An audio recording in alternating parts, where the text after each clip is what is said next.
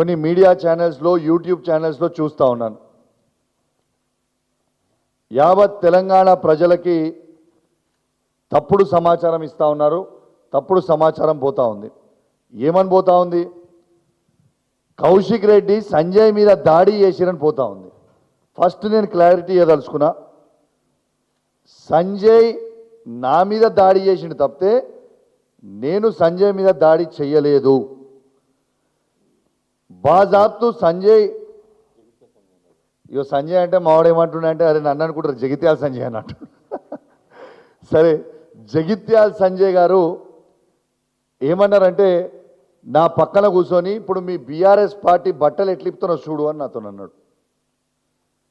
అన్న తర్వాత నేను నువ్వు మైక్ ఇచ్చిన తర్వాత అసలు ఈయన ఏ పార్టీతోని మైక్ ఇచ్చిర్రు, ఈయనకు అసలు ఏం సంబంధం, ఈయన ఏ పార్టీ అని నేను అడిగినప్పుడు ఈడ చూడొచ్చు మొట్టమొదటిగా సంజయ్ గారు నా ఛాతి మీద చేయబెట్టి నా మీద ఎట్లా దాడి చేస్తున్నారో మొత్తం మీరు ఈ ఫోటోలో చూడొచ్చు.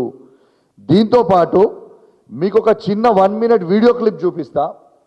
ఏ విధంగా డాక్టర్ సంజయ్ జగిత్యాల నా మీద దాడి చేసిండ్రో, కాంగ్రెస్ పార్టీ శాసనసభ్యులు ఏ విధంగా నాపై దాడి చేసిండ్రో, స్వయంగా మంత్రి శ్రీధర్ బాబు గారు ఏ విధంగా నన్ను ఏలు చూపించి బెదిరిస్తుండో, మరియు అక్కడ ఉన్న 3 మంత్రుల ఆదేశాల మేరకు పోలీస్ వాళ్ళు ఏ విధంగా నా మీద దాడి చేసిండ్రో మొత్తము తెలంగాణలో ఉన్న ప్రతి పౌరుడు ఏ విధంగా ఈ కాంగ్రెస్ ప్రభుత్వం, కాంగ్రెస్ మంత్రులు, కాంగ్రెస్ ఎమ్మెల్యేలు ఇలా వాళ్ళ ఆదేశాల మేరకు పోలీసులు ఏ విధంగా రౌడీలాగా బిహేవ్ చేస్తున్నారో ఒక్కసారి ఆ వీడియో క్లిప్ ద్వారా మీరు మొత్తం కూడా చూపించాలని విజ్ఞప్తి చేస్తున్నా.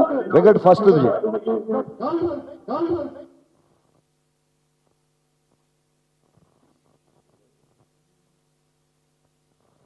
మీరు క్లియర్గా చూడొచ్చు ఏ విధంగా సంజయ్ గారు నన్ను అక్కడ నూకుతుండ్రు.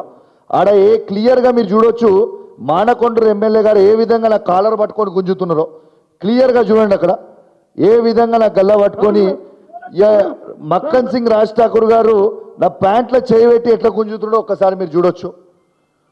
శ్రీధర్ బాబు గారు చూడండి ఏలు పెట్టి ఎట్లా బెదిరిస్తుండో కూడా చూడొచ్చు. ఇక పోలీస్ మిత్రులు నన్ను ఏ విధంగా నెట్టేస్తారో, నేను ఏ విధంగా కింద పడతానో ఒక్కసారి మీరు చూడొచ్చు.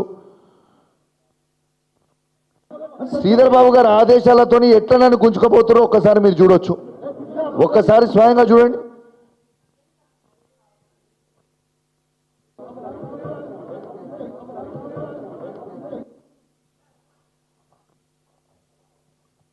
మీరు ఆ వీడియో చూసిండ్రు కదా.